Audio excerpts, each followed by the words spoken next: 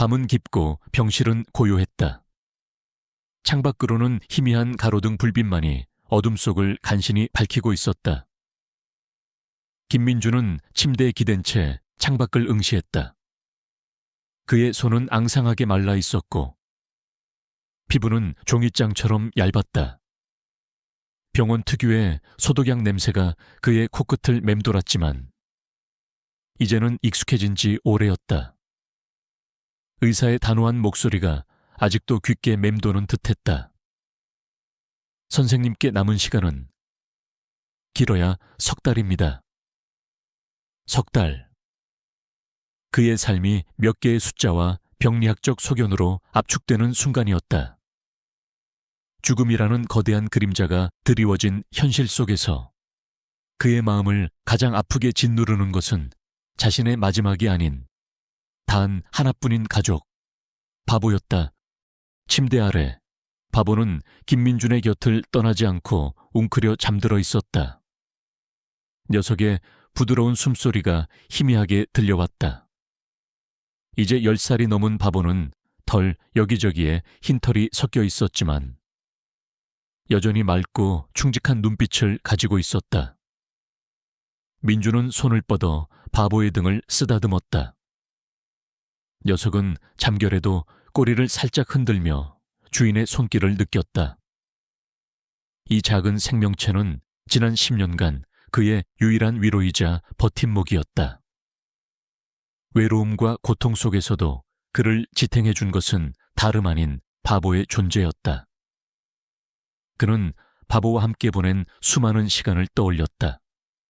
함께 산책했던 공원, 햇살 아래 낮잠을 자던 오후, 비 오는 날 창밖을 바라보며 나눴던 조용한 교감들. 이 모든 순간들이 이제는 아득한 추억이 될 것이라는 사실이 그의 심장을 갈기갈기 찢는 듯했다. 민주는 눈을 감았다. 그의 머릿속에는 복잡한 생각들이 오갔다. 병원에서 퇴원하면 어떻게 해야 할까? 바보를 누구에게 맡겨야 할까? 녀석이 자신 없이 살아갈 모습을 상상하는 것만으로도 가슴이 미어지는 듯했다. 그는 바보에게 가장 좋은 마지막 선물을 주고 싶었다. 그것은 단순히 새 주인을 찾아주는 것을 넘어선 진정으로 의미 있는 작별이어야 했다. 바보가 세상의 풍파 속에서 홀로 남겨지지 않도록 그의 마지막 남은 모든 힘을 다해 녀석을 지켜주고 싶었다. 그는 천천히 몸을 일으켜 침대 협탁 위에 놓인 낡은 휴대전화를 집어들었다. 화면에는 단 하나의 연락처가 저장되어 있었다. 김지혜, 그의 유일한 조카딸이었다. 그는 몇 번 망설이다가 전화를 걸었다. 신호음은 길게 이어졌지만 끝내 아무도 받지 않았다. 음성 사서함으로 연결되자 그는 짧은 한숨을 내쉬었다. 지혜는 몇 년 전부터 연락이 뜸해졌다. 바쁜 생활과 잦은 해외 출장으로 인해 가족 간의 유대마저 희미해진 지 오래였다. 그는 지혜에게 자신이 곧 세상을 떠날 것이며 바보를 부탁한다는 말을 어떻게 전해야 할지 막막했다. 그에게는 바보를 맡길 만한 다른 사람도 없었다. 이 넓은 세상에 의지할 곳이라곤 바보 외에는 아무도 없었다. 그는 다시 한번 외로움을 사무치게 느꼈다. 민주는 전화를 끊고 손을 뻗어 협탁 서랍을 열었다. 서랍 안에는 몇 권의 낡은 책과 빛바랜 사진들, 그리고 작은 나무 상자가 들어있었다.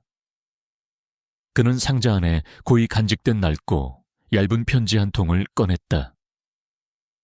편지지 가장자리는 세월의 흔적으로 인해 누렇게 변색되어 있었고 군데군데 접힌 자국이 선명했다. 발신인도 수신인도 적혀 있지 않은 마치 시간 속에 잊힌 유물 같은 편지였다. 민주는 편지를 천천히 펼쳤다. 글씨체는 이제는 희미해져 알아보기 힘들 정도였지만 특정 단어들은 그의 뇌리에 깊이 박혀 있었다. 진실, 사고, 숨겨진 이야기, 그는 편지를 읽어 내려가기 시작했다. 편지 내용은 마치 오래된 일기처럼 과거의 한 조각을 담고 있었다. 20년 전 그의 가족에게 닥쳤던 비극적인 교통사고.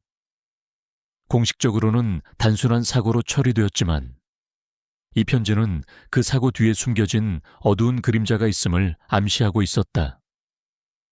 편지를 쓴 사람은 이름이 없었지만 당시 사건을 목격했거나 최소한 그 내막을 알고 있는 듯했다. 그는 편지 속에 언급된 그 사람이라는 표현에서 박진우라는 이름 석자를 떠올렸다. 박진우는 당시 그의 가족과 사업적으로 얽혀 있었던 인물이었다. 그는 사고 이후 모든 연락을 끊고 홀연히 사라졌었다. 민주는 지난 세월 동안 이 편지의 존재를 거의 잊고 살았다. 그의 삶은 비극적인 사고와 그로 인한 상실감에 갇혀버렸고 그는 더 이상 과거를 파헤칠 힘도 의지도 없었다. 하지만 이제 죽음이 코앞에 다가온 지금 이 편지는 새로운 의미로 다가왔다. 어쩌면 이것이 바보에게 남길 수 있는 마지막 유산일지도 모른다는 생각마저 들었다. 편지의 마지막 문장은 그의 심장을 송곳으로 찌르는 듯했다. 나는 이 진실을 밝히려 했으나 그들의 소나귀에서 벗어날 수 없었다. 부디 이 편지가 헛되지 않기를 바란다. 언젠가 누군가 이 진실을 세상에 드러내 주기를. 민주는 편지를 다시 접어 상자 안에 넣었다. 그의 얼굴에는 오랜 고통과 피로가 역력했지만 그의 눈빛은 흔들림 없이 빛나고 있었다. 죽음을 앞둔 노인의 눈빛이라고는 믿기지 않을 만큼 강렬한 결의가 담겨 있었다. 어쩌면 그는 바보에게 단순한 작별이 아닌 더 큰 것을 남겨주고 싶었는지도 몰랐다. 그는 바보의 등을 다시 한번 쓰다듬었다. 바보는 깊은 잠에 빠져든 듯 고요했다. 하지만 민주는 느낄 수 있었다. 이 작은 생명이 그에게 주는 무한한 사랑과 믿음을. 이 사랑은 그에게 마지막 용기를 불어넣어 주었다. 그는 죽기 전에 반드시 이 숨겨진 진실을 밝혀내야겠다고 다짐했다. 그것이 그가 사랑하는 바보에게 줄 수 있는 마지막이자 가장 의미 있는 선물이 될 것이었다. 어쩌면 그의 죽음 자체가 이 진실을 세상에 알리는 마지막 메시지가 될 수도 있었다. 다음 날 아침, 민주는 병원 퇴원 수속을 밟았다. 그의 상태는 위독했지만 그는 남은 시간을 병실에 갇혀 보내고 싶지 않았다. 그는 바보와 함께 마지막 여행을 떠나기로 결심했다. 그의 고향인 남쪽 바닷가 마을. 그곳에는 어쩌면 그가 찾고 있는 진실의 조각들이 남아있을지도 몰랐다. 민주는 작은 배낭에 최소한의 짐과 함께 낡은 편지를 조심스럽게 챙겼다. 그는 바보의 목줄을 잡고 병원 문을 나섰다. 싸늘한 아침 공기가 폐부 깊숙이 스며들었다. 그의 발걸음은 불안정했지만 그의 눈빛은 흔들리지 않았다. 바보가 그의 옆에서 꼬리를 흔들며 발걸음을 맞췄다. 녀석의 따뜻한 온기가 그의 손을 통해 전해졌다. 이 세상 끝까지라도 함께 가줄 것만 같은 든든한 동반자였다. 그들은 도시의 번잡함을 뒤로하고 푸른 바다가 기다리는 남쪽을 향해 천천히 발걸음을 옮겼다. 이제 그들의 마지막 여정이 시작된 것이다. 이 여정의 끝에 무엇이 기다리고 있을지 민주는 알 수 없었다. 하지만 그는 더 이상 혼자가 아니었다. 바보가 있었으니 민주는 낡은 차에 운전대를 잡고 있었다. 옆자리에는 바보가 얌전히 앉아 창밖 풍경을 응시하고 있었다. 도시를 벗어나자마자 창밖으로 펼쳐지는 푸른 산과 들판은 그에게 잊고 지냈던 평화로움을 안겨주었다. 하지만 그의 마음 한구석에는 여전히 무거운 응어리가 자리 잡고 있었다. 그의 몸은 점점 더 약해지고 있었고 시간은 그를 기다려주지 않았다. 그는 바보의 머리를 쓰다듬었다. 바보는 그의 손길에 고개를 비비며 애정을 표현했다. 바보야, 우리 아빠 보러 가는 길이야. 민주는 나지막이 중얼거렸다. 그의 목소리에는 설명할 수 없는 슬픔과 그리움이 섞여 있었다. 그의 부모님은 그가 20살이 되던 해 갑작스러운 교통사고로 세상을 떠났다. 그 사고는 그의 인생을 송두리째 바꿔놓았다. 밝고 명랑했던 청년 김민주는 한순간에 모든 것을 잃고 깊은 절망 속으로 빠져들었다. 그 이후로 그는 세상과 담을 쌓고 홀로 살아왔다. 바보가 그의 삶에 나타나기 전까지는 고속도로를 달리던 차는 점차 익숙한 길로 접어들었다. 어린 시절 그가 뛰어놀던 시골길, 부모님과 함께 소풍을 가던 숲길, 모든 풍경이 그의 기억 속에서 되살아났다. 그는 눈을 감았다. 따뜻한 햇살 아래 아버지의 넓은 등과 어머니의 인자한 미소가 선명하게 떠올랐다. 행복했던 시간들이 주마등처럼 스쳐 지나갔다. 하지만 그 행복은 너무나 짧았다. 회상 시작. 그날은 유난히 화창한 가을날이었다. 민주는 부모님과 함께 인근 도시로 나들이를 갔다가 돌아오는 길이었다. 아버지는 운전대를 잡고 흥얼거리며 노래를 불렀고, 어머니는 그의 옆에서 다정한 눈빛으로 그를 바라보고 있었다. 모든 것이 완벽했다. 그때였다. 갑자기 옆 차선에서 달려오던 트럭 한 대가 중앙선을 침범하여 그들의 차를 향해 돌진했다. 민주는 눈을 질끈 감았다. 굉음과 함께 차가 심하게 흔들렸고 유리 파편이 사방으로 튀었다. 정신을 차렸을 때 그는 차 밖으로 튕겨져 나와 있었다. 온몸이 찢어지는 듯한 고통 속에서 그는 희미하게 부모님의 모습을 보았다. 그들은 피투성이가 된 채 의식을 잃고 있었다. 그의 마지막 기억은 어머니가 힘겹게 뻗은 손이 그의 뺨을 어루만지는 순간이었다. 그리고 암흑, 병원에서 눈을 떴을 때 그의 귀에 들려온 것은 부모님의 사망 소식이었다. 그는 절규했다. 세상이 무너지는 듯했다. 그는 왜 자신만 살아남았는지 이해할 수 없었다. 죄책감과 슬픔이 그를 짓눌렀다. 그때 한 남자가 그의 병실로 찾아왔다. 훤칠한 키에 깔끔한 정장 차림을 한 남자였다. 그는 자신을 박진우라고 소개하며 그의 아버지와 사업 파트너 관계였다고 말했다. 박진우는 민준에게 깊은 위로를 건네며 그의 부모님과의 마지막 대화에서 그들에게 사업적으로 큰 도움을 주기로 약속했었다고 덧붙였다.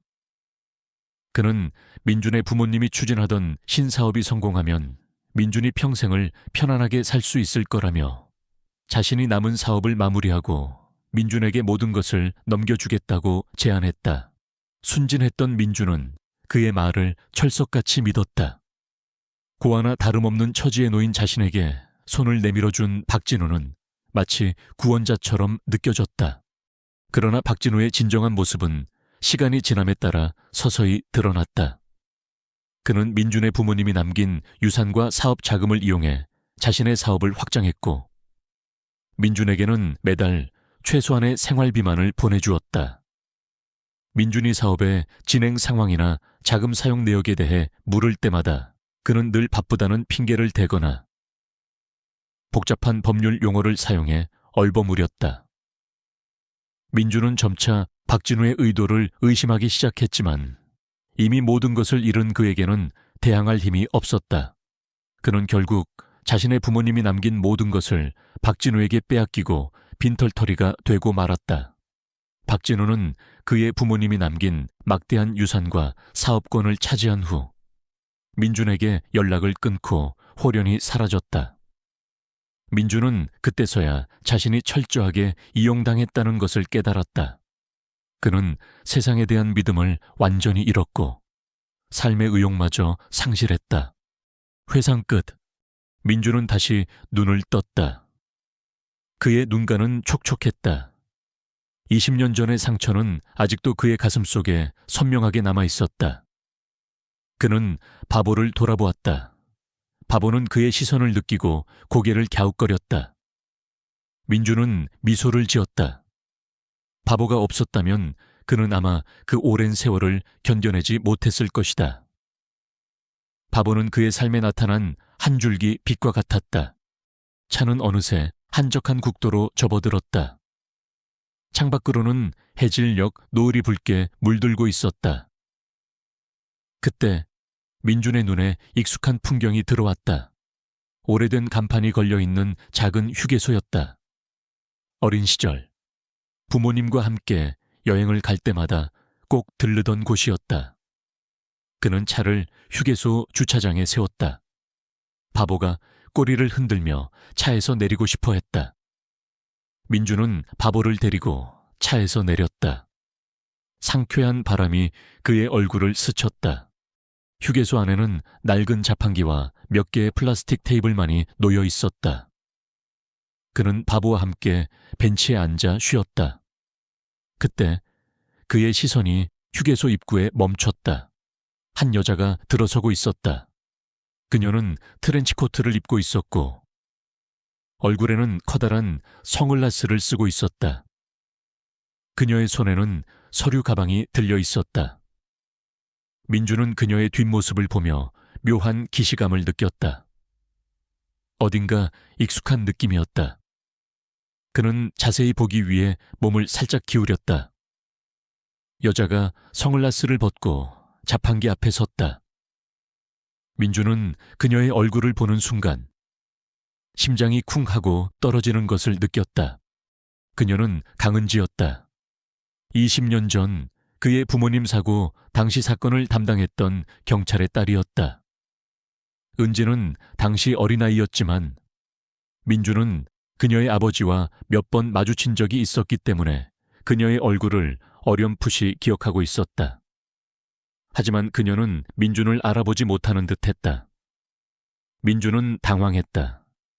그는 은지에게 다가가 말을 걸어야 할지 망설였다. 그의 심장은 격렬하게 요동쳤다. 어쩌면 이것이 운명적인 만남일지도 모른다는 생각이 들었다. 그의 손에 들린 낡은 편지가 뜨겁게 느껴졌다.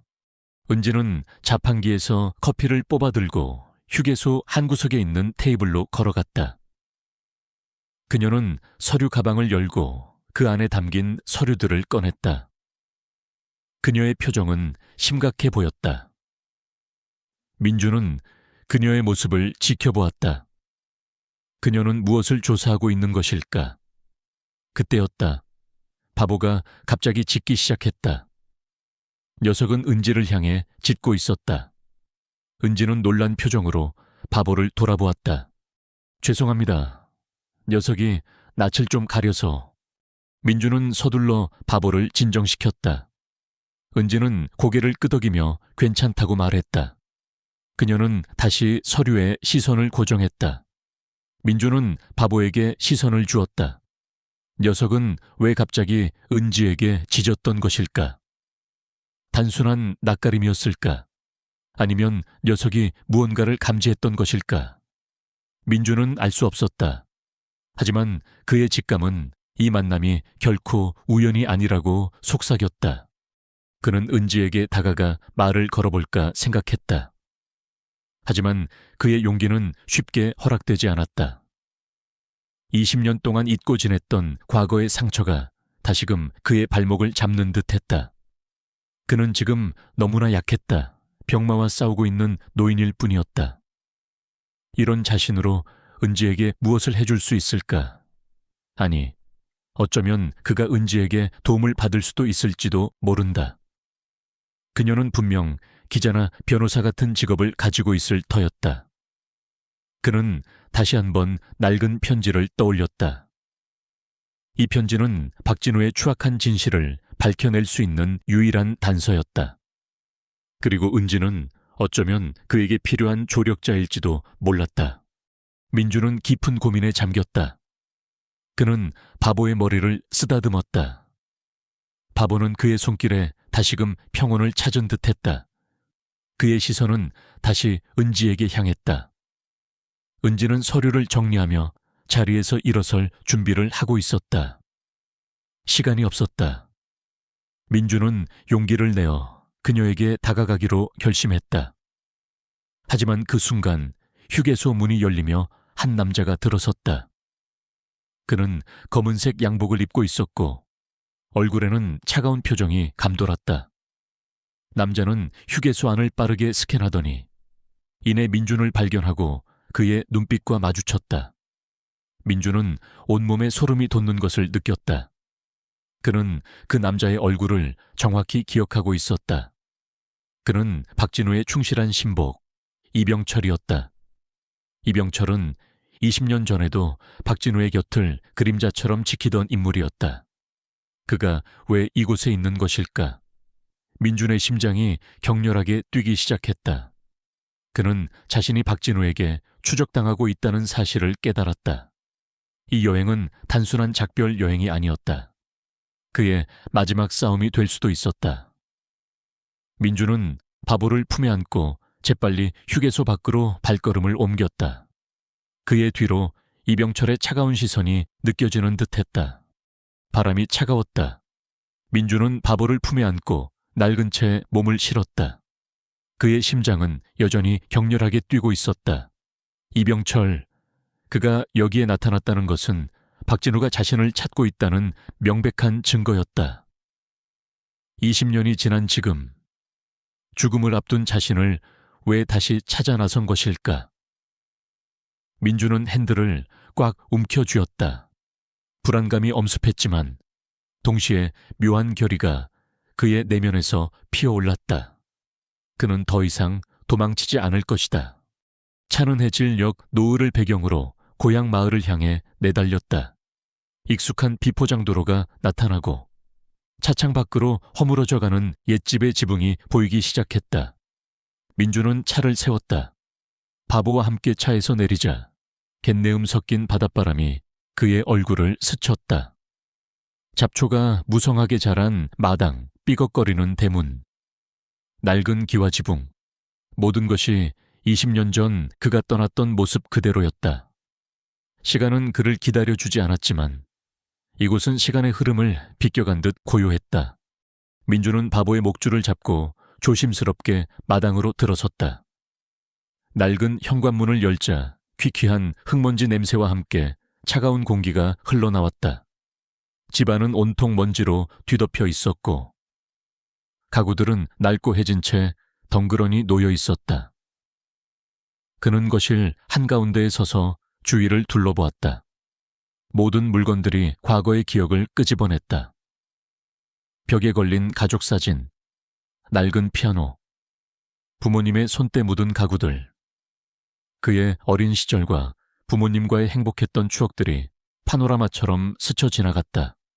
그의 눈가가 뜨거워졌다. 민주는 천천히 안방으로 걸어 들어갔다. 그곳에는 부모님의 유품들이 보관되어 있었다. 낡은 옷장과 서랍장, 그리고 책상. 그는 가장 먼저 서랍장으로 향했다. 서랍 안에는 부모님의 일기장과 몇 권의 오래된 문서들이 정돈되어 있었다. 민주는 그 중에서도 낡은 가죽 지갑 하나를 집어들었다. 아버지의 지갑이었다.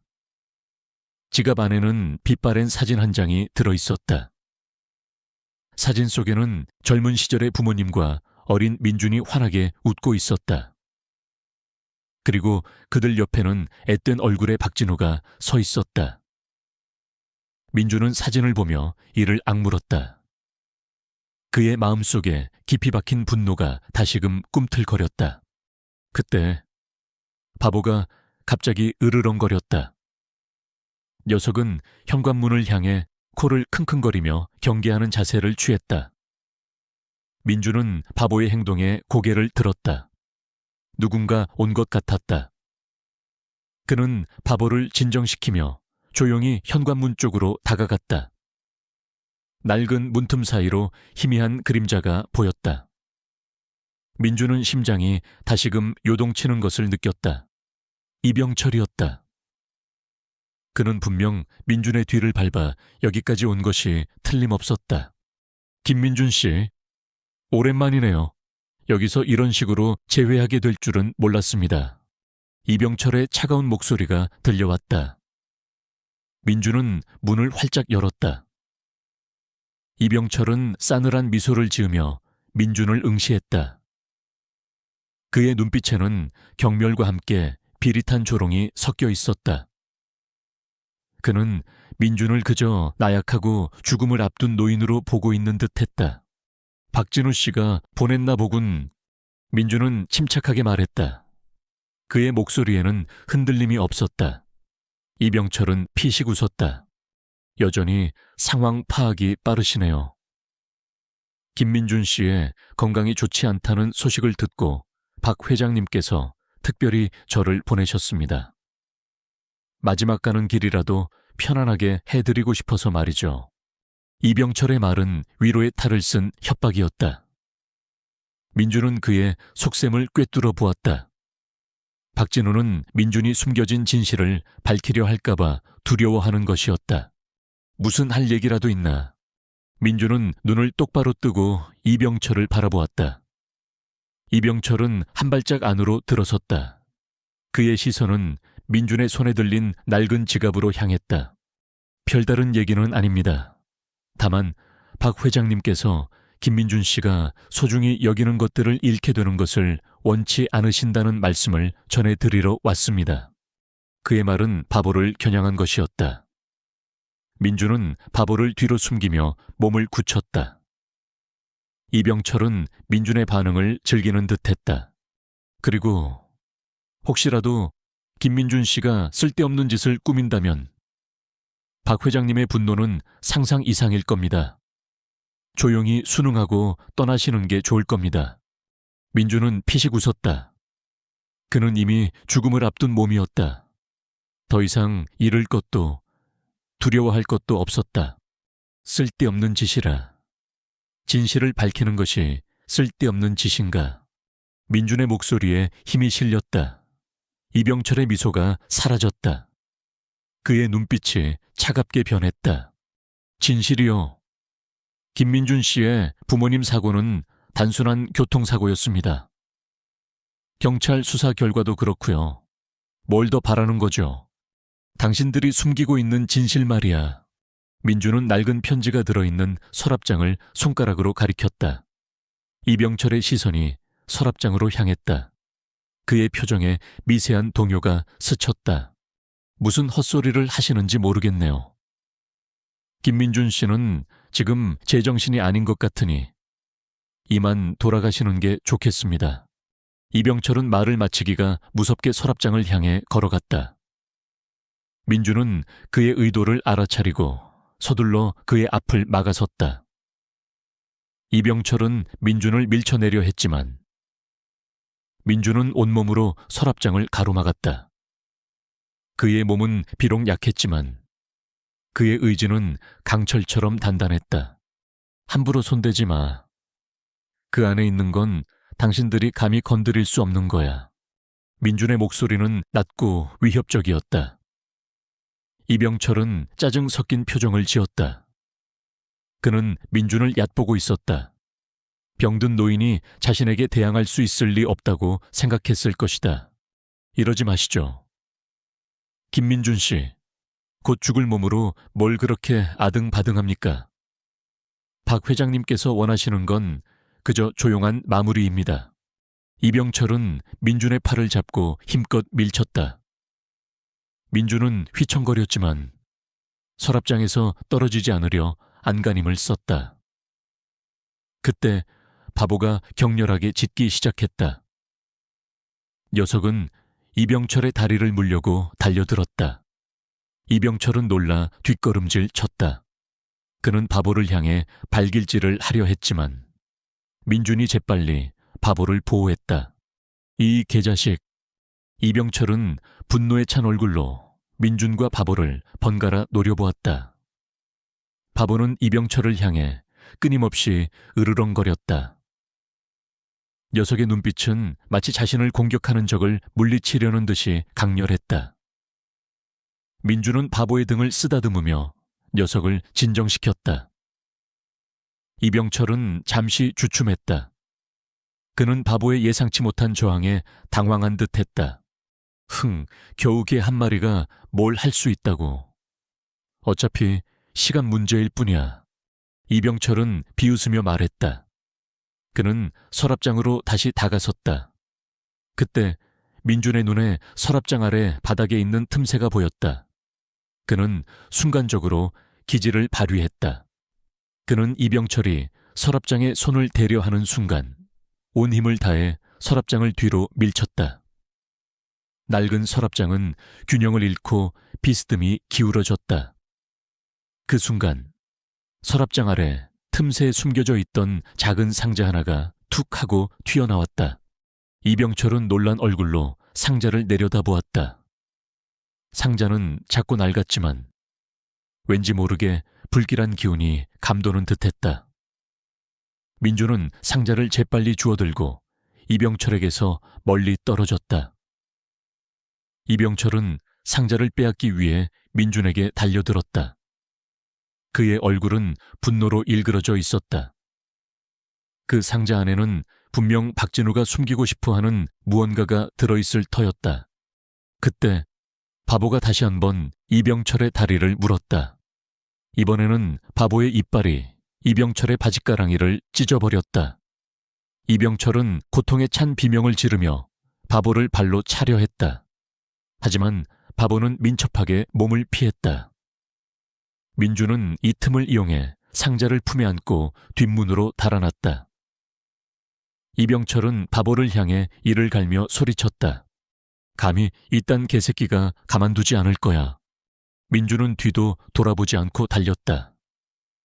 그의 몸은 이미 한계에 다다르고 있었지만 그는 멈출 수 없었다. 상자 안에는 무엇이 들어있는 걸까? 왜 이병철은 그토록 필사적으로 상자를 빼앗으려 했을까? 민준의 머릿속은 온통 의문으로 가득 찼다. 그는 상자를 품에 안고 낡은 차를 향해 전력 질주했다. 바보는 그의 뒤를 따르며 이병철을 향해 맹렬히 지저댔다. 어둠이 짙어지는 바닷가, 마을의 그들의 그림자가 길게 드리워졌다. 민주는 허겁지겁 차에 올라탔다. 바보도 재빨리 뒷좌석에 뛰어들었다. 그는 거친 숨을 몰아쉬며 시동을 걸었다. 엔진은 굉음을 내며 시동이 걸렸다. 백미러를 통해 보니 이병철이 분노에 찬 얼굴로 자신을 노려보고 있었다. 그의 손에는 찢어진 바짓자락이 들려 있었다. 민주는 엑셀을 힘껏 밟았다. 낡은 차는 흙먼지를 일으키며 빠르게 마을을 벗어났다. 심장이 진정되지 않았다. 이병철의 등장은 그에게 예상치 못한 위협이었다. 박진우는 자신이 이토록 집요하게 추적당할 줄은 꿈에도 생각지 못했을 것이다. 하지만 그만큼 그 작은 상자 안에 담긴 내용물이 박진우에게 얼마나 치명적인지 알 수 있었다. 민주는 운전하는 내내 상자를 꽉 쥐었다. 바보는 뒷좌석에서 끙끙거리며 민준을 걱정스러운 눈으로 바라보았다. 녀석은 민준의 불안감을 감지하는 듯했다. 한참을 달려 도시 외곽의 한적한 모텔에 도착했다. 민준은 지친 몸을 이끌고 방으로 들어섰다. 바보는 방 안을 한 바퀴 둘러보더니 이내 민준의 발치에 웅크렸다. 민준은 샤워를 마치고 침대에 걸터 앉았다. 그의 손에 들린 상자가 그의 시선을 사로잡았다. 그는 조심스럽게 상자를 열었다.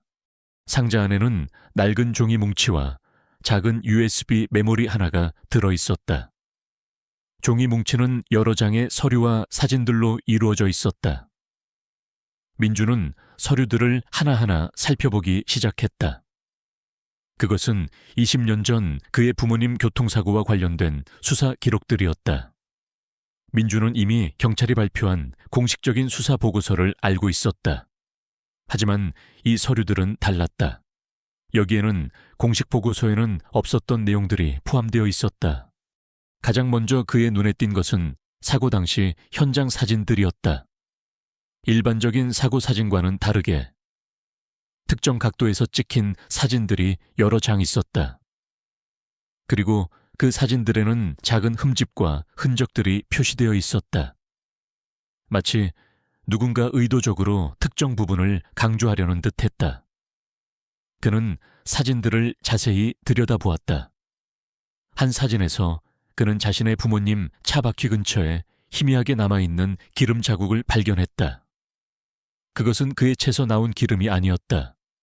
민준의 눈썹이 찌푸려졌다. 이어지는 서류에는 사고 당시 목격자의 진술서가 있었다. 목격자는 사고 직전 민준의 부모님 차를 뒤따르던 검은색 승용차 한 대가 있었고 그 차가 사고 직후 빠르게 현장을 벗어났다고 진술하고 있었다.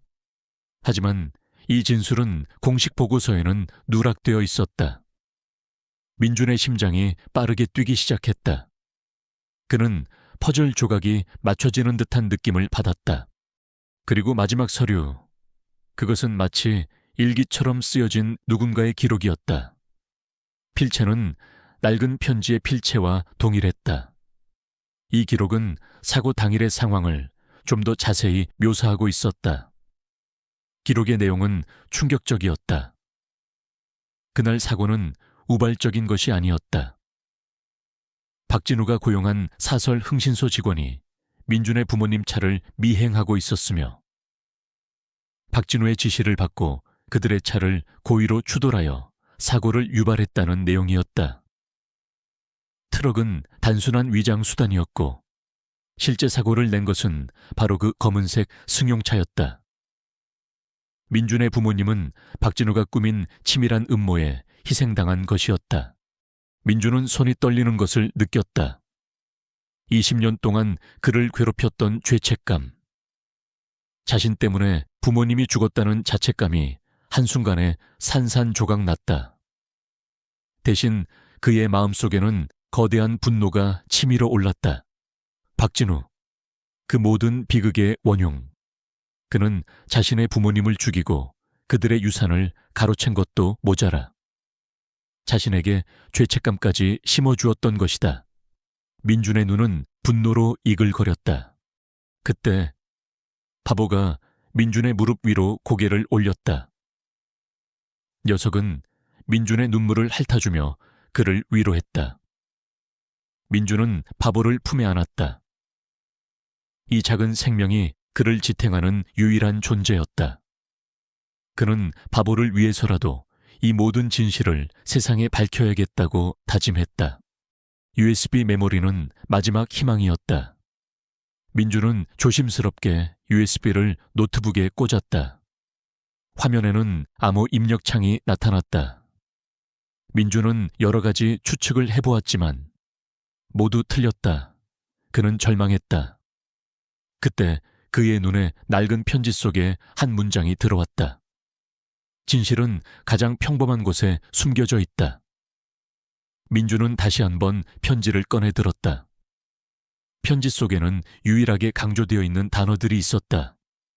5월, 그날, 별빛. 민준은 그 단어들을 조합해 암호를 입력했다. 024. 그의 부모님 결혼기념일이었다. 화면이 바뀌고 수많은 파일들이 나타났다. 그것은 박진우와 관련된 녹취 파일, 사진, 그리고 금융거래 내역들이었다. 민준은 녹취 파일 하나를 재생했다. 박진우의 목소리가 흘러나왔다. 그는 누군가와 통화하고 있었다. 그 녀석들, 처리했나? 아무도 눈치채지 못하게 깔끔하게 말이야. 김 회장 부부가 가지고 있던 그 기술 자료, 그거 우리 회사에 꼭 필요해.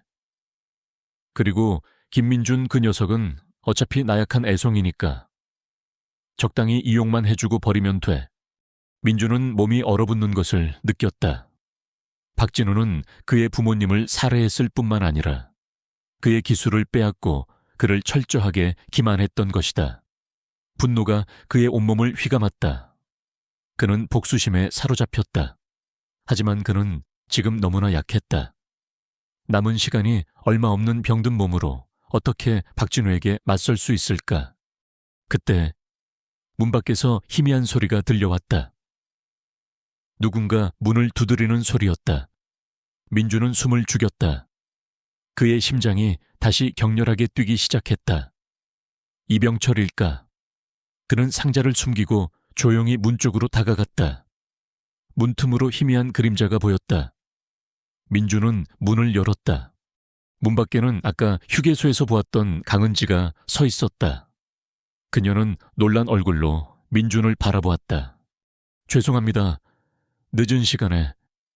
혹시 김민준 씨 아니세요? 은지는 조심스럽게 물었다. 민준은 그녀를 보며 당황했다. 그녀가 어떻게 자신을 찾아온 것일까? 네, 그런데 아까 휴게소에서 뵙지 않았습니까? 제 개가 짖어서 죄송했습니다. 민준은 그녀의 말을 듣고 아차 싶었다. 그녀가 그를 쫓아온 것이 아니었다. 저는 강은지라고 합니다. 혹시 아까 그 개 이름이 바보인가요? 민준은 고개를 끄덕였다. 은지는 환하게 웃었다. 다행이네요. 바보가 혹시 이곳으로 왔을까 해서 찾아왔습니다. 아까 휴게소에서 바보가 자꾸 짖어서 제가 좀 신경이 쓰였거든요. 그리고 사실은 제가 강아지를 잃어버려서. 민주는 그녀의 말을 들으며 안도했다. 그녀는 그를 추적해온 것이 아니었다. 단순한 우연이었다. 하지만 그는 다시금 생각했다. 이 우연이 정말 우연일까? 그는 낡은 편지와 USB를 떠올렸다.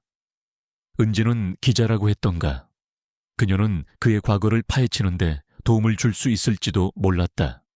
들어오세요. 민주는 그녀에게 문을 열어주었다. 은지는 조심스럽게 방으로 들어섰다. 그녀의 시선은 바보에게 향했다.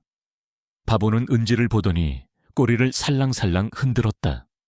마치 아는 사람이라도 만난 듯 친근하게 굴었다. 민주는 놀랐다. 바보는 낯선 사람에게 쉽게 다가가지 않는 성격이었다. 은지는 바보의 머리를 쓰다듬었다. 안녕하세요, 바보. 아까는 제가 너무 놀랐네요. 은지는 바보에게 다정하게 말을 걸었다. 바보는 그녀의 손길을 즐기는 듯했다. 민주는 이 모든 상황이 묘하게 느껴졌다. 어쩌면 바보가 은지에게 특별한 의미를 부여하고 있는지도 모른다는 생각이 들었다. 무슨 일로 여기까지 오셨죠? 민주는 조심스럽게 물었다. 은지는 테이블 위에 놓인 신문 기사를 가리켰다. 그것은 박진우가 연루된 대규모 금융비리 사건에 대한 기사였다. 저는 기자입니다. 박진우 회장의 비리를 추적하고 있습니다. 그런데 아까 휴게소에서 그를 봤어요. 제 눈을 속일 수는 없죠. 은지의 눈빛은 강렬했다. 그녀는 진실을 좇는 열정적인 기자였다. 민주는 그녀에게 자신이 가지고 있는 모든 것을 보여주어야겠다고 결심했다. 이것이 어쩌면 마지막 기회일지도 몰랐다. 그는 상자 안에 있는 낡은 편지와 USB를 꺼냈다. 은지는 민준의 손에 들린 물건들을 보고 놀랐다. 그녀의 눈빛은 의심과 호기심으로 가득 찼다. 민준은 천천히 입을 열었다. 그의 목소리는 나지막했지만 그의 말 한마디 한마디에는 결의가 담겨 있었다. 이 안에 박진우의 모든 악행이 담겨 있습니다. 당신이 찾고 있는 진실의 조각들도요. 은지는 민준을 뚫어져라 바라보았다. 그녀는 그의 눈빛에서 거짓 없는 진심을 느꼈다. 그녀는 민준의 손에서 낡은 편지와 USB를 건네받았다. 그녀의 심장은 격렬하게 뛰었다. 이 작은 물건들이 거대한 진실을 품고 있을지도 모른다는 예감이 들었다. 모텔 방 안에는 팽팽한 긴장감이 감돌았다. 바보는 민준의 발치에 앉아 조용히 두 사람을 바라보고 있었다. 녀석의 눈빛은 마치 모든 것을 알고 있는 듯했다. 모텔방 안에는 숨막히는 침묵이 흘렀다. 은지는 민준에게서 건네받은 낡은 편지와 USB 메모리를 손에 쥐고 있었다. 그녀의 눈빛은 호기심과 의심 사이를 오갔다. 그녀는 민준의 헬쑥한 얼굴과 강렬한 눈빛을 번갈아 보았다. 직감적으로 무언가 심상치 않은 일이 벌어지고 있음을 느꼈다. 이게 대체 무슨... 은지는 떨리는 목소리로 물었다. 민준은 바보의 등을 쓰다듬으며 침착하게 대답했다. 20년 전 제 부모님 사고의 진실이 담겨 있습니다. 박진우가 숨기고 싶어 했던 모든 악행의 증거들이죠. 은지의 눈이 커졌다. 그녀는 기자로서 수많은 사건을 접했지만 이런 식으로 직접적인 증거를 받아본 것은 처음이었다. 더군다나 그 증거가 자신의 현재 취재 대상인 박진우와 관련되어 있다는 사실에 그녀는 충격을 받았다. 그녀는 믿을 수 없다는 듯 편지를 펼쳤다. 낡은 종이에서 희미한 곰팡이 냄새가 났다. 그녀는 편지의 내용을 읽어 내려갔다. 그녀의 표정은 점차 심각해졌다. 사고 경위, 박진우의 지시, 그리고 그 뒤에 숨겨진 탐욕. 편지 속의 글자들은 20년 전의 비극을 생생하게 되살려냈다. 이건 살인이에요. 단순한 사고가 아니었어요. 은지는 낮은 목소리로 중얼거렸다. 그녀의 손이 미세하게 떨렸다. 그녀는 편지를 읽고 나서 USB 메모리를 노트북에 꽂았다. 민주는 암호를 알려주었다. 은지의 눈빛은 점점 더 날카로워졌다. 녹취 파일 속 박진우의 목소리는 오만하고 잔인했다. 민준의 부모님을 처리했다는 말, 그리고 민준을 이용했다는 내용. 그녀의 심장은 분노로 들끓었다. 그녀는 이 모든 것을 세상에 폭로해야겠다고 다짐했다. 선생님, 이 모든 것을 어떻게 손에 넣으셨습니까? 이건 엄청난 증거입니다. 은지는 흥분된 목소리로 물었다. 민주는 긴 한숨을 내쉬었다. 우연히 발견했습니다. 죽기 전에 이 진실을 밝혀야겠다는 생각으로 고향 집으로 내려갔다가 서랍장 아래 숨겨져 있던 걸 찾았습니다. 그는 이병철에게 쫓겼던 일, 바보의 도움으로 상자를 지켜낸 이야기를 간략하게 설명했다. 은지는 바보를 따뜻한 눈길로 바라보았다. 녀석은 마치 모든 것을 알고 있다는 듯 민준의 곁에 웅크려 있었다. 그럼 박진우는 선생님이 이 증거를 가지고 있다는 걸 알고 있겠군요. 아마도 그럴 겁니다. 아까 휴게소에서도 그의 신복인 이병철이 저를 쫓아왔습니다. 민준의 말에 은지는 몸을 굳혔다. 박진우는 단순한 금융 사기꾼이 아니었다. 그는 살인까지 서슴지 않는 잔인한 인물이었다. 그리고 민주는 그런 박진우의 목숨을 위협할 만한 치명적인 증거를 가지고 있었다. 은지는 민준의 안전이 심각하게 위협받고 있음을 깨달았다. 선생님, 지금 당장 이곳을 떠나야 합니다. 박진우는 무슨 짓이든 할 겁니다. 어차피 제게 남은 시간이 얼마 없습니다. 하지만 죽기 전에 이 진실을 세상에 알리고 싶습니다. 제 부모님의 억울함을 풀어주고 싶습니다. 그리고 바보를 안전한 곳에 맡기고 싶습니다. 민준의 목소리에는 간절함이 담겨 있었다. 은지는 그의 눈빛에서 흔들림 없는 결의를 보았다. 그녀는 망설였다. 이 사건에 휘말리면 그녀의 목숨도 위험해질 수 있었다. 하지만 기자로서의 사명감과 정의감이 그녀를 흔들었다. 박진우의 비리는 단순한 금융사기가 아니었다. 살인과 은폐, 그리고 20년간 이어진 추악한 범죄였다. 좋아요, 선생님, 제가 돕겠습니다. 하지만 한 가지 조건이 있습니다. 은지는 단호하게 말했다. 민주는 그녀를 바라보았다. 선생님은 제 지시를 따라야 합니다. 박진우는 위험한 인물입니다. 우리가 안전하게 진실을 폭로하려면 철저한 계획이 필요합니다. 민주는 고개를 끄덕였다. 그는 은지를 믿기로 했다. 그녀의 눈빛에서 강인함과 정의로움이 느껴졌다. 그날 밤 은지는 모텔방에서 밤새도록 증거 자료들을 분석했다. 그녀는 박진우의 금융비리 사건과 민준의 부모님 사고를 연결하기 위한 퍼즐 조각들을 맞춰 나갔다. 그의 부모님이 개발하던 신기술은 박진우가 추진하던 사업과 밀접한 관련이 있었다. 박진우는 그 기술을 빼앗기 위해 살인까지 저질렀던 것이다. 은지는 민준의 USB에서 박진우의 회사 내부 문건들을 발견했다. 거기에는 박진우가 자신의 사업을 확장하기 위해 불법적인 로비를 벌이고 경쟁사를 제거하기 위해 폭력까지 행사했다는 증거들이 담겨 있었다. 박진우는 겉으로는 존경받는 기업가 행세를 했지만 실상은 온갖 악행을 저지르는 파렴치한 인간이었다. 새벽녘이 되어서야 은지는 모든 퍼즐을 맞췄다. 그녀는 거대한 진실의 그림자를 보았다. 민준의 부모님 사고는 박진우의 탐욕이 빚어낸 비극이었고 20년간 철저히 은폐되어 왔다. 그녀는 민준에게 모든 것을 설명했다. 민준은 은지의 설명을 들으며 고통스러운 듯 눈을 감았다. 그의 부모님은 억울하게 죽임을 당했고 자신은 그들의 죽음에 대한 진실조차 모른 채 20년을 살아왔던 것이다. 이 모든 것을 세상에 밝혀야 합니다.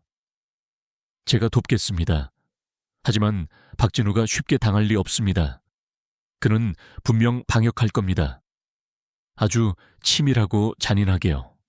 은지는 민준의 눈을 똑바로 바라보며 말했다. 민준은 고개를 끄덕였다. 그는 이미 각오하고 있었다. 죽음을 앞둔 그에게 두려울 것은 없었다. 그는 바보를 품에 안았다. 바보는 그의 손길에 고개를 비비며 애정을 표현했다. 바보야, 우리 이제 시작이야. 민준은 나지막이 중얼거렸다. 바보의 따뜻한 온기가 그의 몸에 스며들었다. 그들은 다음 날 아침 모텔을 나섰다. 은지는 민준과 바보를 자신의 채 태웠다. 그녀는 민준의 안전을 위해 당분간 자신의 아파트에 머무르기로 했다. 그들은 우선 박진우의 비리를 폭로하기 위한 계획을 세우기로 했다. 은지는 이 사건이 단순한 기사거리가 아니라 거대한 진실을 밝히는 정의로운 싸움이라고 생각했다. 그녀의 눈빛은 불타올랐다. 차는 도시의 복잡한 도로를 달렸다. 민준은 창밖 풍경을 보며 묘한 기시감을 느꼈다. 어제 휴게소에서 이병철과 마주쳤던 순간, 그리고 은지의 등장, 이 모든 것이 마치 정해진 운명처럼 느껴졌다. 그는 바보의 머리를 쓰다듬었다. 바보가 없었다면 이 모든 진실을 알지 못했을 것이다. 녀석은 단순한 애완동물이 아니었다. 녀석은 민준의 삶을 지탱해주는 존재였고 잃어버린 진실을 찾아주는 안내자였다. 그들이 은지의 아파트에 도착했을 때 은지는 노트북을 켜고 본격적으로 자료 분석에 들어갔다. 민준은 은지의 옆에 앉아 그녀가 작업하는 모습을 지켜보았다.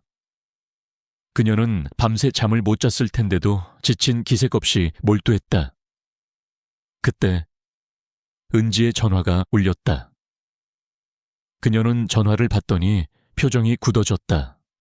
네, 국장님, 그게... 은지는 난처한 표정으로 전화를 받았다. 민준은 그녀의 표정을 보고 무슨 일이 생겼음을 직감했다. 은지는 전화를 끊더니 한숨을 내쉬었다. 회사에서 제가 박진우 회장의 비리를 캐고 있다는 사실을 알게 된 것 같아요. 지금 당장 회사로 돌아오라고 합니다. 그리고 이 사건에서 손 떼라고. 은지의 목소리에는 실망감과 분노가 섞여 있었다. 박진우가 언론사에 압력을 넣은 것이 분명했다. 그의 손길은 생각보다 더 넓게 뻗어 있었다. 어떻게 해야 합니까? 민주는 걱정스러운 목소리로 물었다. 은지는 잠시 망설였다. 그녀는 자신의 직업과 안전을 포기해야 할지도 모른다는 생각에 괴로웠다. 하지만 그녀는 민준의 억울한 눈빛과 바보의 충직한 눈빛을 보았다. 그녀는 자신의 양심과 정의감을 외면할 수 없었다. 방법을 찾아야죠. 저는 이 진실을 포기할 수 없습니다. 박진우가 아무리 막강한 힘을 가졌다고 해도 진실은 언젠가 드러나게 되어 있습니다. 은지는 단호하게 말했다. 그녀의 눈빛은 다시금 불타올랐다. 민주는 그녀의 결의에 감동했다. 은지는 박진우의 비리를 폭로할 다른 방법을 모색하기 시작했다. 그녀는 자신의 SNS 계정과 익명 게시판을 활용하여 제보를 받고 다른 언론사 기자들과 접촉을 시도했다. 하지만 박진우의 영향력은 예상보다 더 강력했다. 대부분의 언론사는 박진우의 눈치를 보며 기사화를 꺼렸다. 그때 바보가 갑자기 짖기 시작했다. 녀석은 은지의 노트북 화면을 바라보며 지저댔다. 은지는 바보의 행동에 고개를 갸웃거렸다. 바보는 짖는 것을 멈추지 않았다. 녀석은 마치 노트북 안에 있는 무언가를 가리키는 듯했다. 은지는 바보가 가리키는 곳을 자세히 들여다보았다. 화면에는 박진우의 회사 조직도가 떠 있었다. 바보가 짖는 곳은 조직도 상단에 있는 인물의 사진이었다. 바보야, 왜 저 사람한테 짖는 거야? 민주는 바보에게 물었다. 바보는 꼬리를 살랑살랑 흔들며 다시 한번 그 인물을 가리켰다. 은지는 그 인물의 이름을 확인했다. 그는 박진우의 오른팔이자 법무팀장인 최정우였다. 최정우는 박진우의 모든 불법적인 일을 처리하는 핵심 인물로 알려져 있었다. 은지는 최정우에 대한 정보를 검색하기 시작했다. 그녀는 놀라운 사실을 발견했다. 최정우는 과거 민준의 부모님이 몸담았던 회사에서 일했던 인물이었다. 그리고 사고 직후 그는 박진우의 회사로 이직했다. 이 사람은 최정우 변호사예요. 박진우 회장의 법무팀장인데 놀랍게도 과거 민준 선생님 부모님 회사에서 일했던 경력이 있네요. 은지는 소름 돋는 표정으로 말했다. 민준은 충격을 받았다. 그의 부모님 사고에 최정우까지 연루되어 있었다는 말인가. 바보의 행동은 단순한 우연이 아니었다. 녀석은 마치 사건에 숨겨진 연결고리를 알려주는 듯했다. 민준은 바보를 품에 안았다. 녀석의 따뜻한 온기가 그의 몸에 전해졌다. 바보는 정말로 특별한 존재였다. 이 모든 것이 운명의 장난처럼 느껴졌다. 이제 그들은 박진우의 심장부를 향해 돌진해야 했다. 은지는 노트북 화면 속 최정우의 사진을 응시했다. 바보의 행동은 단순한 우연이 아니었다. 녀석은 마치 그들의 시야에 들어오지 않던 중요한 퍼즐 조각을 찾아준 듯했다. 민주는 바보의 등을 쓰다듬으며 놀라움과 함께 묘한 감동을 느꼈다. 바보는 그저 충직한 반려동물이 아니었다. 녀석은 그의 삶에 깊숙이 관여하며 마치 영적인 안내자처럼 그를 이끌고 있었다. 최정우, 그가 박진우의 비서실장이자 법무팀장이었군요. 민준 선생님 부모님 회사에도 있었다니 이건 정말 우연이라고 볼 수 없어요. 은지는 혼잣말처럼 중얼거렸다. 그녀의 눈빛은 사건의 실마리를 잡았다는 듯이 빛났다. 민준은 고개를 끄덕였다. 그의 머릿속에서는 최정우의 얼굴이 선명하게 떠올랐다. 그는 부모님 회사에서 몇 번 마주친 적이 있었다.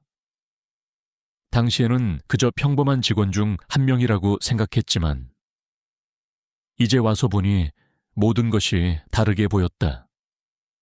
최정우는 처음부터 박진우의 스파이였던 것일까? 그럼 그가 박진우와 처음부터 한패였다는 건가요? 민주는 조심스럽게 물었다. 은지는 고개를 저었다. 아직 단정할 수는 없지만 가능성은 충분합니다. 박진우는 모든 것을 치밀하게 계획하는 인물이에요.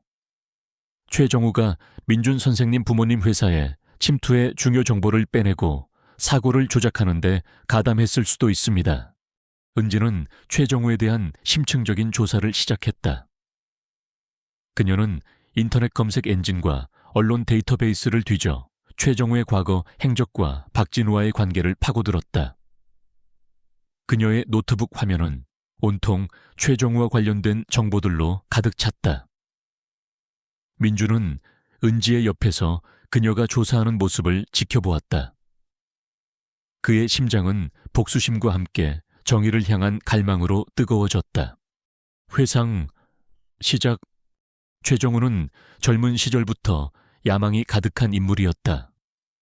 그는 명문대 법학과를 졸업했지만 평범한 로펌 생활에는 만족하지 못했다. 그는 빠르게 성공하고 싶었고, 그러기 위해서는 거대한 권력과 손을 잡아야 한다는 것을 알고 있었다. 그때 그의 눈에 들어온 것이 바로 박진우였다. 박진우는 당시 떠오르는 신흥 기업가였고, 그의 사업 수완은 업계에서 정평이 나 있었다. 최정우는 박진우에게 접근했고, 그의 눈에 띄기 위해 갖은 노력을 했다. 박진우는 최정우의 야망과 재능을 높이 평가했다. 그는 최정우에게 민준의 부모님 회사에 잠입하여 그들이 개발 중인 신기술에 대한 정보를 빼내라고 지시했다. 최정우는 박진우의 지시를 충실히 이행했다. 그는 민준의 부모님에게 신뢰를 얻고 그들의 기술에 대한 모든 기밀 정보를 박진우에게 넘겼다. 그리고 사고 당일, 그는 박진우의 지시를 받아 사고 현장에 있었다. 그는 모든 것을 목격했고, 박진우가 사고를 조작하는데 적극적으로 가담했다. 사고 이후, 그는 박진우의 회사로 이직하여 그의 충실한 신복이 되었다. 그는 박진우의 모든 불법적인 일들을 처리하며 승승장구했다. 하지만 최정우의 마음속에는 항상 불안감이 자리 잡고 있었다. 그는 자신이 저지른 죄의 무게를 알고 있었다. 그는 밤마다 악몽에 시달렸고 죄책감에 시달렸다. 그는 가끔씩 민준의 부모님이 자신의 꿈속에 나타나 자신을 원망하는 듯한 환영을 보기도 했다. 그는 박진우에게서 벗어나고 싶었지만 이미 너무 깊이 얽혀 있었다. 박진우는 그의 모든 약점을 쥐고 있었고, 그를 협박하며 자신의 수족처럼 부렸다. 회상 끝. 은지는 최정우가 과거에 박진우의 회사와 경쟁 관계에 있던 작은 기술 스타트업의 법률 고문을 맡았던 기록을 발견했다. 그 스타트업은 박진우의 회사에 의해 기술을 도용당하고 파산한 이력이 있었다. 은지는 이 사건이 최정우의 마음속에 어떤 영향을 미쳤을지 추측했다. 어쩌면 최정우는 박진우에게 복수하기 위해 내부에서 기회를 엿보고 있었을지도 모른다. 최정우는 박진우의 오른팔이지만 동시에 박진우의 가장 큰 약점이 될 수도 있습니다. 은지는 민준을 바라보며 말했다. 민준은 은지의 말에 고개를 끄덕였다. 그들은 최정우를 움직여야 했다. 그가 박진우의 약점을 쥐고 있다면 그를 통해 박진우의 모든 악행을 폭로할 수 있을 터였다. 하지만 최정우는 박진우의 충실한 신복이었다. 그를 어떻게 설득할 수 있을까? 은지는 최정우에게 접근할 방법을 고민하기 시작했다. 그녀는 그에게 직접 연락하는 것은 위험하다고 판단했다. 박진우가 최정우의 모든 통신을 감시하고 있을 가능성이 높았다. 그녀는 우회적인 방법을 택하기로 했다. 그녀는 최정우의 주변 인물들을 조사하기 시작했다. 그의 가족, 친구, 동료들. 그리고 그녀는 최정우에게 딸이 있다는 사실을 알게 되었다. 그의 딸은 희귀병으로 인해 오랜 기간 병원에 입원해 있었다. 치료비 때문에 최정우는 박진우의 노예처럼 일하고 있었다. 최정우에게 딸이 있어요. 희귀병을 앓고 있다고 합니다. 박진우가 그의 딸을 빌미로 그를 협박하고 있을 가능성이 높아요. 은지의 말에 민준의 마음이 아파왔다. 최정우 역시 박진우의 희생자였다. 민주는 복수심에만 사로잡혀서는 안 된다는 것을 깨달았다. 그는 진실을 밝히고 최정우를 구해야 했다. 그들은 최정우의 딸이 입원해 있는 병원을 찾아갔다. 은지는 환자 가족으로 위장하여 최정우의 딸이 입원한 병실을 찾아냈다. 민주는 복도에 숨어 있었다. 그들은 최정우가 병원에 들르는 시간을 알아냈다. 며칠 후 최정우가 병원을 찾았을 때 은지는 우연을 가장하여 그에게 접근했다. 최 변호사님, 죄송합니다만 혹시 잠시 시간 괜찮으신가요? 은지는 조심스럽게 말을 건넸다. 최정우는 그녀를 경계하는 눈빛으로 바라보았다. 누구시죠? 저는 강은지 기자입니다. 박진우 회장님의 비리에 대해 취재하고 있습니다. 은지는 단도직입적으로 말했다.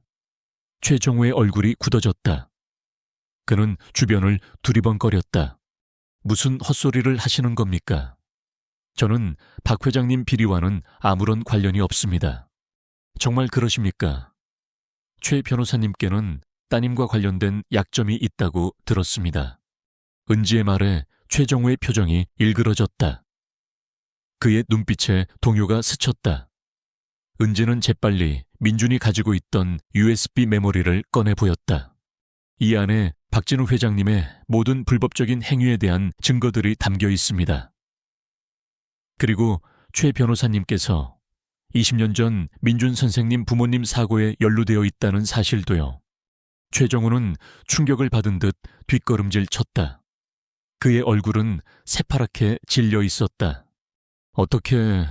어떻게 이걸 알고 있지? 저희는 최 변호사님을 돕고 싶습니다. 박진우의 소나귀에서 벗어나 따님과 함께 자유롭게 살 수 있도록요. 하지만 그러려면 최 변호사님께서 진실을 밝히는데 협조해 주셔야 합니다. 은지는 최정우의 눈을 똑바로 바라보며 말했다. 최정우는 갈등하는 듯 보였다. 그의 눈빛에는 두려움과 함께 죄책감이 섞여 있었다. 그는 박진우에게 협조했다는 사실이 세상에 드러나면 자신 역시 감옥에 갈 수 있다는 것을 알고 있었다. 하지만 동시에 딸의 치료비를 위해서라도 박진우의 돈이 절실했다. 그는 딜레마에 빠졌다. 그때 바보가 최정우의 발치로 다가갔다. 녀석은 최정우의 다리에 머리를 비비며 애정을 표현했다. 최정우는 바보를 내려다보았다. 바보는 그의 손에 든 작은 장난감을 떨어뜨렸다. 그것은 오래된 강아지 인형이었다. 최정우는 그 인형을 보자마자 눈이 흔들렸다. 그것은 그의 딸이 가장 아끼는 인형이었다. 과거 그의 딸이 병원에 처음 입원했을 때 민준의 부모님이 딸을 위해 선물해 주었던 인형이었다. 최정우는 민준의 부모님이 따뜻한 마음을 가진 사람들이었다는 것을 기억했다.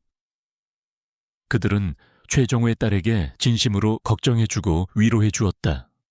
하지만 자신은 그들의 믿음을 배신하고 그들을 죽음으로 몰아넣었다. 최정우의 눈가에 눈물이 맺혔다. 선택은 최 변호사님의 몫입니다. 진실을 밝히고 자유를 얻을 것인지, 아니면 박진우의 노예로 살아가면서 영원히 죄책감에 시달릴 것인지. 은지는 최정우에게 마지막 기회를 주었다. 최정우는 고개를 떨구었다. 그의 어깨가 미세하게 떨렸다. 그는 딸의 얼굴을 떠올렸다. 그리고 민준의 부모님의 얼굴도. 그는 더 이상 박진우의 꼭두각시로 살 수 없었다. 그는 자신의 죄를 속죄하고 딸에게 떳떳한 아버지가 되고 싶었다. 알겠습니다. 돕겠습니다. 모든 것을 밝히겠습니다. 최정우는 흐느끼는 목소리로 말했다. 은지는 미소를 지었다. 그녀는 최정우에게 손을 내밀었다. 민주는 복도에서 이 모든 상황을 지켜보고 있었다. 그의 얼굴에는 안도감과 함께 새로운 희망이 피어올랐다. 그들은 이제 거대한 박진우의 제국을 무너뜨릴 수 있는 강력한 무기를 손에 넣은 것이었다. 바보는 민준의 발치에서 꼬리를 흔들며 조용히 웃는 듯했다. 녀석은 마치 모든 것을 알고 있었다는 듯 그들의 싸움이 승리로 끝날 것임을 예견하는 듯했다. 최정우의 협조는 박진우의 거대한 제국을 무너뜨릴 결정적인 전환점이 되었다. 은지와 민준, 그리고 최정우는 서울 외곽의 은밀한 아지트에서 박진우를 향한 최후의 작전을 계획했다. 아지트는 낡은 창고를 개조한 곳으로 외부의 시선을 피하기에 최적의 장소였다. 노트북 화면에는 박진우 회사의 복잡한 내부 조직도와 금융거래 내역, 그리고 그가 연루된 불법적인 사업들의 증거들이 빼곡히 채워져 있었다. 바보는 민준의 발치에 웅크린 채 고요히 그들의 대화를 듣고 있었다. 박진우는 자신의 권력과 재력을 이용해 모든 것을 은폐하고 조작해왔습니다. 그를 무너뜨리려면 한치의 오차도 없는 완벽한 계획이 필요해요. 은지는 단호한 목소리로 말했다. 그녀의 얼굴에는 비장함이 감돌았다. 최정우는 침통한 표정으로 고개를 끄덕였다.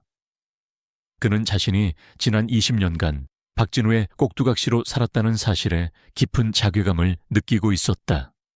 하지만 이제라도 진실을 밝히고 속죄하고 싶었다.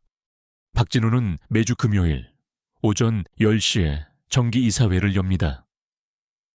이사회가 끝나면 그는 항상 자신의 개인 집무실로 돌아가서 몇 시간 동안 혼자 업무를 봅니다. 그때가 가장 취약한 시간일 겁니다. 최정우는 박진우의 일과를 상세히 설명했다. 그는 박진우의 행동 패턴과 습관을 누구보다 잘 알고 있었다. 민주는 그의 설명을 들으며 작전의 큰 그림을 그렸다. 그럼 그때 최정우 씨가 박진우의 집무실로 들어가서 결정적인 증거를 확보하는 건가요? 민준이 물었다. 최정우는 고개를 끄덕였다. 네. 박진우는 자신의 집무실 금고에 가장 중요한 비밀 장부와 비자금 내역이 담긴 서류들을 보관하고 있습니다. 그리고 제가 접근할 수 있는 곳에 추가적인 녹취 자료와 박진우의 지시를 직접 받은 증거가 있습니다. 최정우의 말에 은지의 눈이 빛났다. 그것은 박진우를 완전히 무너뜨릴 결정적인 증거가 될 터였다. 하지만 위험 부담이 컸다. 박진우는 쉽게 당할 인물이 아니었다. 그는 최정우의 배신을 눈치채는 순간 그를 가만두지 않을 터였다. 최 변호사님의 안전이 최우선입니다. 제가 외부에서 최 변호사님을 도울 수 있는 방법을 강구하겠습니다. 은지는 최정우에게 말했다. 그녀는 자신의 기자 인맥을 총동원하여 만약의 사태에 대비하기로 했다. 민주는 작전의 위험성을 알고 있었다. 하지만 그는 더 이상 물러설 곳이 없었다.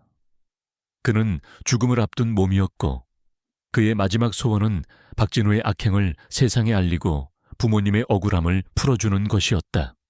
작전 D-Day. 금요일 아침 민준과 은지 그리고 바보는 박진우의 회사 빌딩 건너편에 있는 카페에 앉아 있었다. 민준의 얼굴에는 긴장감이 역력했지만 그의 눈빛은 흔들림 없이 강렬했다. 바보는 민준의 발치에 웅크려 앉아 조용히 주인을 바라보고 있었다. 선생님, 너무 걱정하지 마세요. 제가 최 변호사님과 계속 연락하며 상황을 보고할 겁니다. 은지는 민준을 안심시켰다. 민준은 고개를 끄덕였다. 그의 시선은 박진우의 회사 빌딩 입구에 고정되어 있었다. 그때 이병철의 모습이 보였다. 그는 빌딩 입구에서 누군가를 기다리는 듯했다. 민준의 심장이 다시금 요동쳤다. 이병철이 여기에 있다는 것은 박진우가 뭔가 불안하게 느끼고 있다는 증거였다. 오전 10시 박진우의 정기 이사회가 시작되었다는 메시지가 최정우에게서 은지에게 전달되었다. 최정우는 이사회에 참석하는 척하며 자연스럽게 박진우의 집무실로 향할 터였다. 은지는 노트북 화면을 주시했다. 최정우의 휴대전화 위치 추적 앱은 그가 박진우의 집무실로 향하고 있음을 보여주고 있었다. 몇 분 후 최정우에게서 메시지가 도착했다. 금고 열었습니다. 서류 확보. 은지는 안도의 한숨을 내쉬었다. 민주는 은지의 표정을 보고 작전이 순조롭게 진행되고 있음을 짐작했다. 하지만 그때 예상치 못한 변수가 발생했다. 이사회 회의가 평소보다 일찍 끝났다는 메시지가 최정우에게서 전달되었다. 그리고 최정우는 이병철이 박진우의 집무실로 향하고 있다는 긴급 메시지를 보냈다. 이병철은 박진우의 행동에 의심을 품고 그를 미행했던 것이다. 이런 이병철이 최 변호사님을 쫓고 있어요. 은지는 다급하게 외쳤다. 민준의 얼굴이 굳어졌다. 그들은 최정우의 안전을 걱정했다.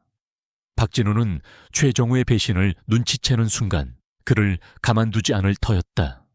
어떻게 해야 합니까? 민준이 물었다. 은지는 잠시 망설였다. 그때 바보가 갑자기 짖기 시작했다. 녀석은 카페 문을 향해 격렬하게 지저댔다. 민준과 은지는 바보의 시선을 따라 카페 문을 바라보았다. 카페 밖에는 이병철의 부하들로 보이는 건장한 남자들이 서 있었다. 그들은 카페 안을 유심히 살피고 있었다. 박진우는 이미 민준과 은지의 존재를 눈치채고 그들을 추적하고 있었던 것이다. 들켰어요. 이병철이 우리를 찾아냈습니다. 은지는 민준을 잡아 끌었다. 그들은 재빨리 카페 뒷문으로 달아났다. 이병철의 부하들이 카페 안으로 들이닥치는 소리가 들려왔다. 민준은 바보를 품에 안고 전력 질주했다. 그의 몸은 이미 한계에 다다르고 있었지만 그는 멈출 수 없었다. 은지는 민준의 뒤를 따르며 주변 상황을 살폈다. 그들은 좁은 골목길로 들어섰다. 골목 끝에는 막다른 벽이 나타났다. 민준은 절망했다. 그때 바보가 민준의 팔을 물어끌었다. 녀석은 낡은 창고 건물을 가리켰다. 민준은 바보의 시선을 따라 창고 건물을 바라보았다. 창고 건물 옆에는 허름한 쪽문이 있었다. 민준은 바보의 지시대로 쪽문을 열고 안으로 들어섰다. 은지도 그들의 뒤를 따랐다. 창고 안은 어둡고 퀴퀴한 냄새가 났다. 민준은 손전등을 켜서 주위를 살폈다. 창고 안에는 낡은 상자들이 가득 쌓여 있었다. 그들은 상자 뒤에 몸을 숨겼다. 바보는 민준의 품에 안겨 조용히 숨을 고르고 있었다. 그때 창고 문이 열리고 이병철의 부하들이 안으로 들어서는 소리가 들려왔다. 그들의 발소리가 점점 가까워졌다. 민준의 심장은 쿵쾅거렸다. 여기서 숨바꼭질이나 할 줄 알았나. 김민준, 나와라. 어차피 도망갈 곳은 없어. 이병철의 목소리가 들려왔다. 그의 목소리에는 분노와 조롱이 섞여 있었다. 민준은 바보를 더 깊이 품에 안았다. 그는 바보를 위해서라도 살아남아야 했다. 그때 은지가 민준에게 다가와 속삭였다. 최 변호사님이 보낸 마지막 메시지입니다. 금고 안에 추가적인 증거가 더 있다고 합니다. 비자금 계좌와 관련된 정보가 담긴 USB가요. 민준의 눈이 커졌다. 그것은 박진우를 완전히 무너뜨릴 결정적인 증거였다. 그때 이병철의 부하들이 그들이 숨어있는 곳으로 다가왔다. 상자들이 흔들리는 소리가 들려왔다. 이제 더 이상 숨을 곳이 없었다. 민준은 바보를 품에서 내려놓았다. 녀석의 눈을 마주했다. 바보야, 미안해. 아빠가 이제 더 이상 널 지켜줄 수 없을 것 같아. 민준의 목소리가 떨렸다. 바보는 그의 손을 핥으며 고개를 비볐다. 녀석은 민준의 말을 이해하는 듯했다. 은지씨, 제발 바보를 데리고 도망치세요. 제가 시간을 벌겠습니다. 민준은 은지에게 바보를 맡기며 단호하게 말했다. 은지는 망설였다. 그녀는 민준을 홀로 남겨둘 수 없었다. 안 돼요. 선생님, 제가 선생님을 두고 갈 수는 없어요. 이게 제가 바보에게 해줄 수 있는 마지막 부탁입니다. 그리고 제 부모님의 억울함을 풀어주세요. 박진우의 악행을 세상에 알려주세요. 민준의 눈빛은 간절했다. 은지는 눈물을 글썽였다. 그녀는 바보를 품에 안았다. 바보는 민준을 향해 고개를 돌렸다. 녀석의 눈빛은 슬픔과 함께 애틋함으로 가득 찼다. 가자, 바보야. 은지는 바보를 데리고 창고 뒤편의 작은 문을 통해 도망쳤다. 민준은 그들이 사라지는 것을 확인하고 자리에서 일어섰다. 그의 얼굴에는 결의가 가득했다. 그는 더 이상 도망치지 않을 것이다. 그는 이병철과 그의 부하들을 향해 걸어갔다. 김민준, 드디어 나타났군. 순순히 증거를 넘기고 죽어라. 이병철은 비웃으며 말했다. 민준은 그의 비웃음을 무시했다. 박진우는 너희 같은 쓰레기들을 이용해서 자신의 죄를 덮으려 했지만 진실은 결코 감춰지지 않아. 민준의 목소리는 낮았지만 그의 말 한마디 한마디에는 무게가 실려 있었다. 이병철은 분노에 찬 얼굴로 민준에게 달려들었다. 그의 부하들도 민준을 애워쌌다. 민준은 병든 몸이었지만 그의 정신력은 강인했다. 그는 이병철의 공격을 피하며 그들을 유인했다. 그는 창고 안에 상자들을 넘어뜨리며 혼란을 일으켰다. 이병철의 부하들은 우왕좌왕했다. 그때 은지의 휴대전화에서 최정우의 메시지가 도착했다. 박진우의 집무실 금고 안에 비자금 계좌와 관련된 USB가 있습니다. 저도 지금 그곳으로 가고 있습니다. 은지는 메시지를 확인하고 박진우의 회사 빌딩으로 향했다. 그녀는 박진우의 모든 것을 세상에 폭로해야 했다. 그녀는 민준이 벌어준 시간을 헛되이 쓰고 싶지 않았다. 민준은 이병철과 그의 부하들과의 격렬한 사투를 벌였다. 그의 몸은 점점 더 약해지고 있었지만 그의 눈빛은 흔들리지 않았다. 그는 바보와 부모님을 떠올렸다. 그들을 위해서라도 그는 이 싸움에서 버텨야 했다. 그는 이병철의 빈틈을 노려 그의 뒤에 있는 낡은 철봉을 집어들었다. 그리고 온 힘을 다해 이병철의 어깨를 내리쳤다. 이병철은 비명을 지르며 쓰러졌다. 그의 부하들이 민준에게 달려들었지만 민준은 이미 지쳐 쓰러질 지경이었다. 그때 창고 밖에서 경찰차 사이렌 소리가 들려왔다. 은지가 경찰을 부른 것이었다. 이병철의 부하들은 당황하여 도망치기 시작했다. 이병철은 고통스러운 얼굴로 민준을 노려보았다. 이대로 끝낼 줄 알아. 박진우 회장님은 널 죽여버릴 거야. 민준은 그의 말에 아무런 대답도 하지 않았다. 그는 이미 자신의 모든 것을 바쳤다. 그의 눈빛은 고요했지만 그의 마음속에는 승리의 미소가 피어올랐다. 그는 최후의 일격을 날렸다. 그의 몸은 더 이상 버틸 수 없었다. 그는 천천히 바닥으로 쓰러졌다. 그의 시야는 흐려졌지만 그의 귀에는 경찰차 사이렌 소리와 함께 바보의 희미한 짖는 소리가 들려오는 듯했다. 그의 임무는 끝났다. 차가운 병원 복도는 고요했다. 민준은 의식이 없는 채로 중환자실에 누워 있었다. 그의 옆에는 바보가 얌전히 앉아 주인의 손을 핥고 있었다. 바보의 눈빛은 슬픔으로 가득했지만 동시에 묘한 희망의 빛을 띠고 있었다. 은지는 민준의 병실 앞 의자에 앉아 초조하게 기다렸다. 그녀의 손에는 최정우가 건넨 USB 메모리가 꽉 쥐어져 있었다. 최정우는 박진우의 집무실 금고에서 비자금 내역과 관련된 결정적인 USB를 확보하는 데 성공했다. 그는 곧바로 은지에게 연락했고 은지는 경찰과 함께 박진우의 회사로 출동했다.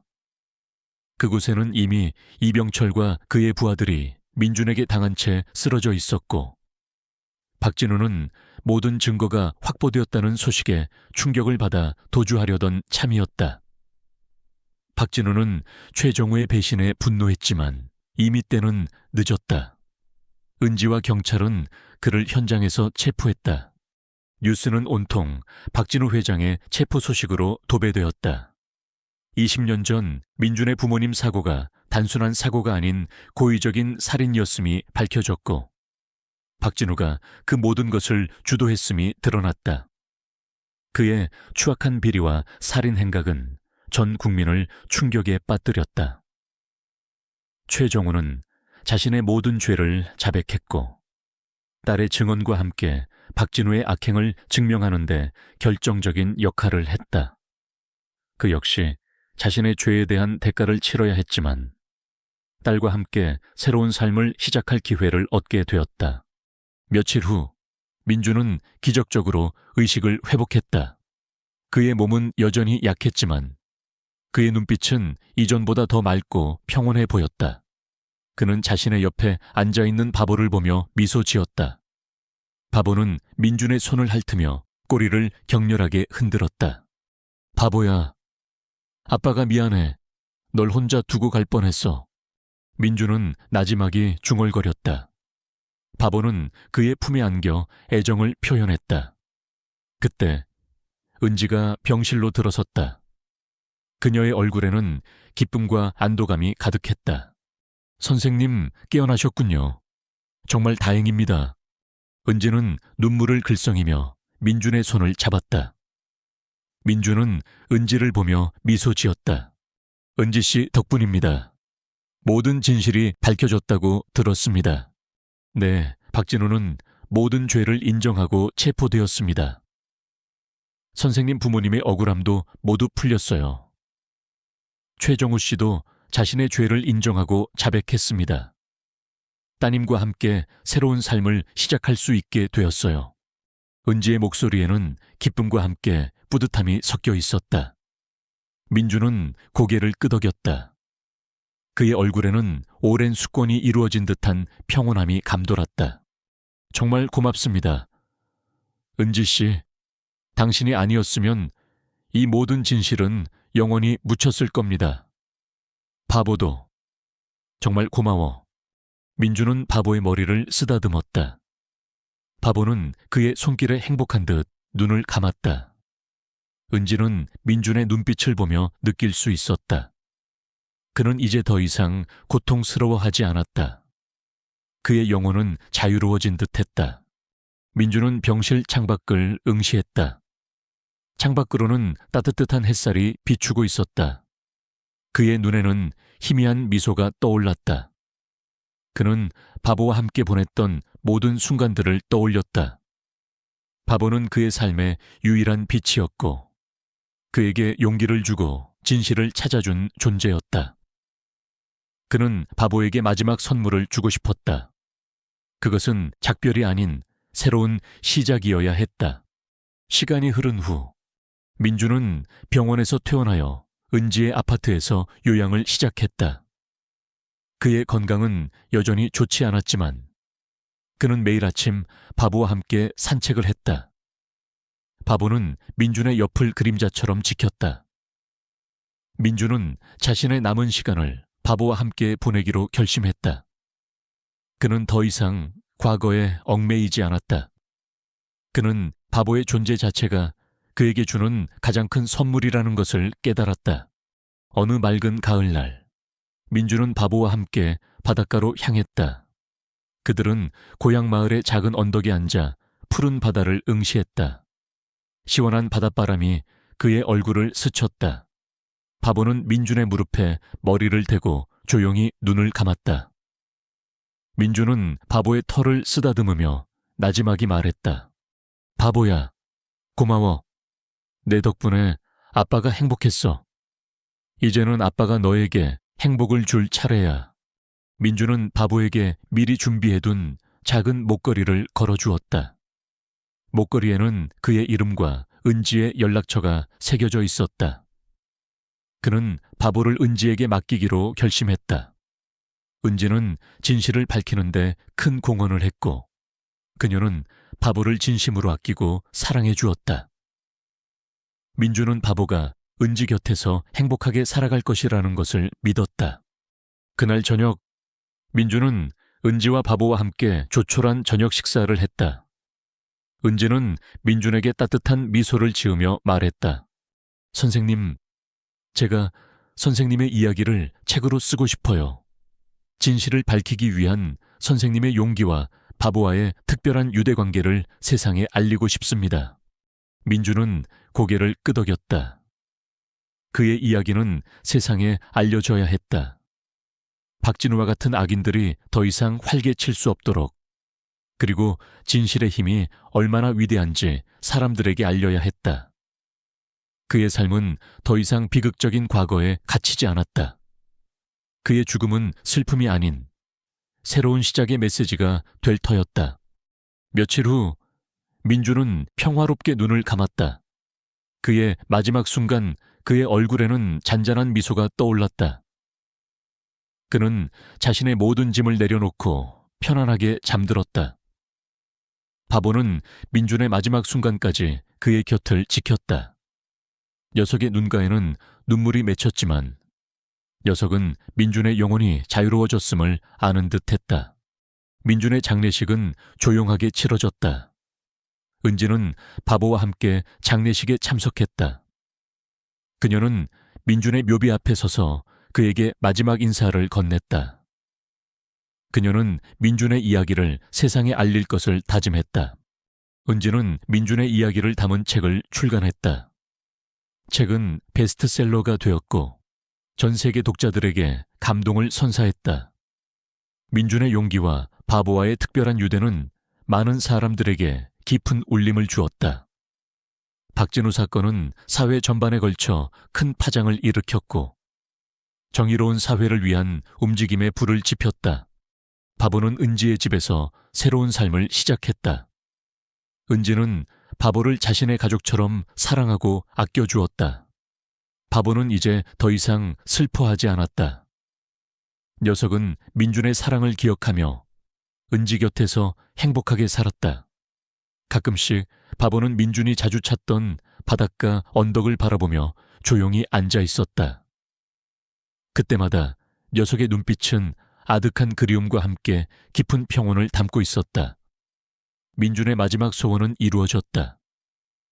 그의 사랑하는 바보는 안전하고 행복했으며 그의 삶은 의미 있는 유산을 남겼다. 그의 이야기는 영원히 기억될 것이다.